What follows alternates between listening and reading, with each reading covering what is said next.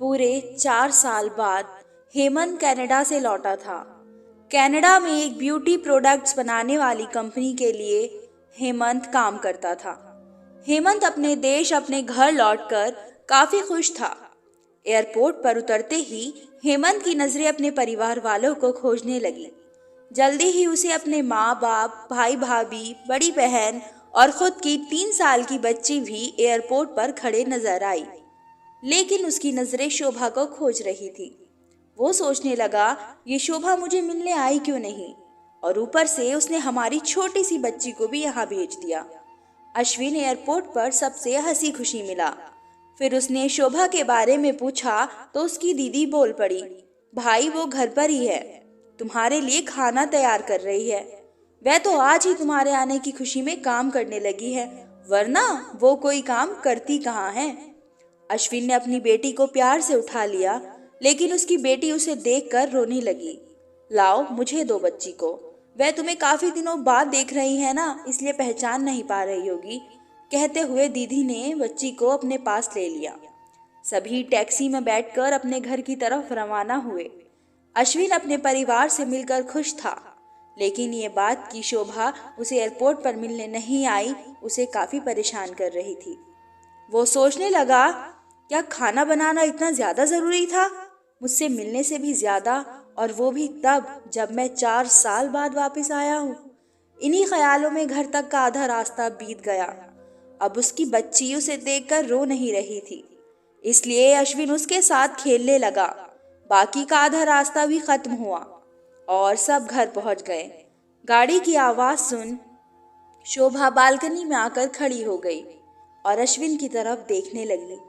अश्विन भी जैसे ही गाड़ी से उतरा, उसने पहले दरवाजे की तरफ और बाद में बालकनी की तरफ नजरें घुमाई, जैसे वह शोभा को ही देखना चाहता हो। अश्विन से नजरें मिलते ही शोभा के चेहरे पर मुस्कान झलक पड़ी। अश्विन भी उसे देखकर हल्के से मुस्कुरा दिया। सभी घर के अंदर गए। शोभा सबके लिए पानी लेकर आई और सभी को पानी देने के बाद फिर से किचन में चली गई चाय बनाने के लिए। थोड़ी देर तक सभी परिवार वालों से बात करने के बाद अश्विन शोभा को बुलाने लगा। माँ ने उसे बीच में टोकते हुए कहा, रहने दो उसे किचन में, थोड़ा काम कर लेने दो, बाद में अपने आप आ जाएगी। तुम बैठो यहाँ मेरे पास, वैसे भी कहाँ ज्यादा काम करती है वह। अश्विन यही बात दूसरी बार शोभा के बारे में सुन रहा था।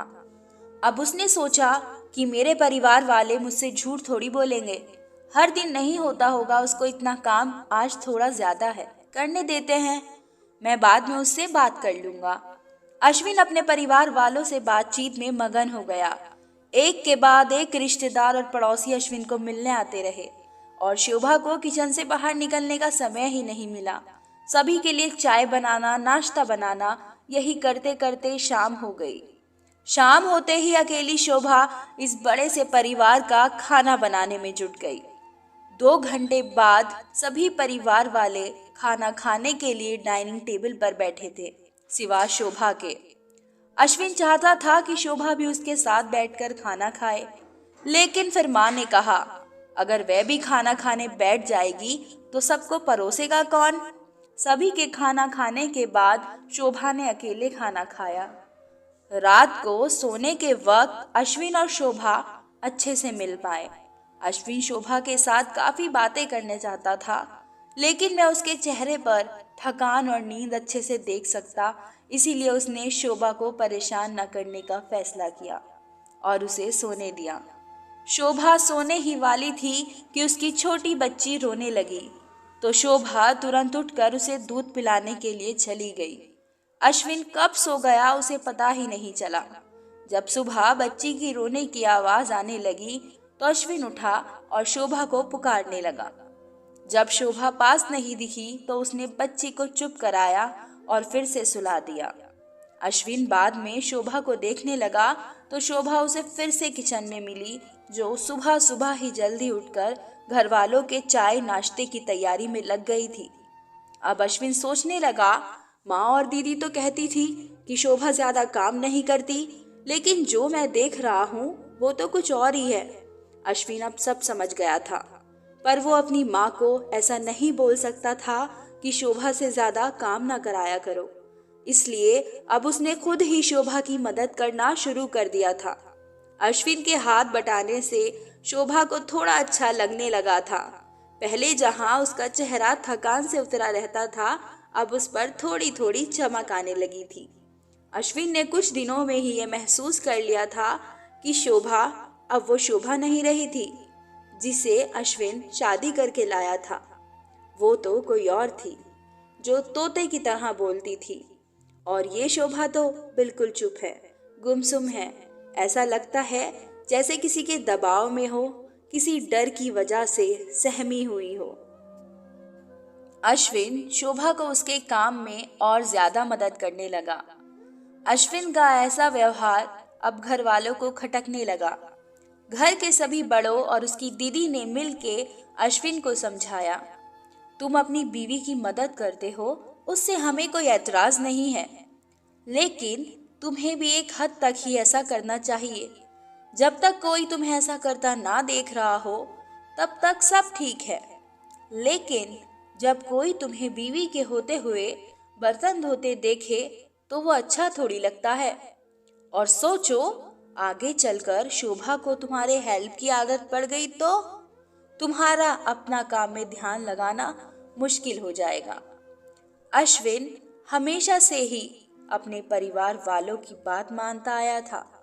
जिस तरह से सबने अश्विन को समझाया था, अश्विन भी उनकी बातों में आ गया। अब अश्विन शोभा की मदद करने से कतराता था। कभी कभार वह बच्ची के लिए दूध गर्म कर लिया करता, उससे ज्यादा कुछ नहीं। काफी सोच विचार करने के बाद अश्विन ने यह फैसला किया कि वह शोभा के साथ शहर में जाकर रहेगा।